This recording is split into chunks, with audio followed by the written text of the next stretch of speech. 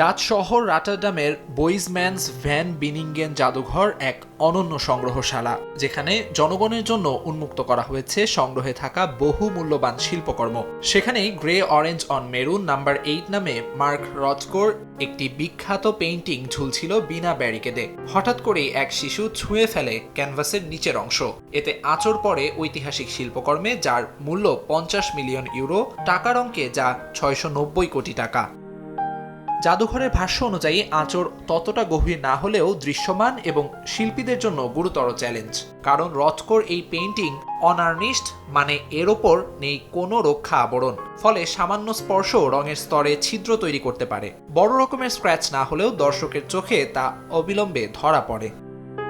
বিশেষজ্ঞদের মতে রথকোর ক্যানভাসে ব্যবহৃত উপাদান, জটিল পিগমেন্ট, রেজিন এবং আঠা তাকে করে তোলে অত্যন্ত সংবেদনশীল। ফাইন আর্ট রেস্টোরেশন কোম্পানি ও প্লাউডেন অ্যান্ড স্মিথের মতো আন্তর্জাতিক সংস্থাগুলো এখন খতিয়ে দেখছে পূর্ববর্তী রেস্টোরেশনের ইতিহাস। রথকোর আরেকটি কাজ, ব্ল্যাক অন মেরুন, 2012 সালে লন্ডনে নষ্ট হওয়ার পর 18 মাস ধরে চলেছিল মেরামত প্রক্রিয়া।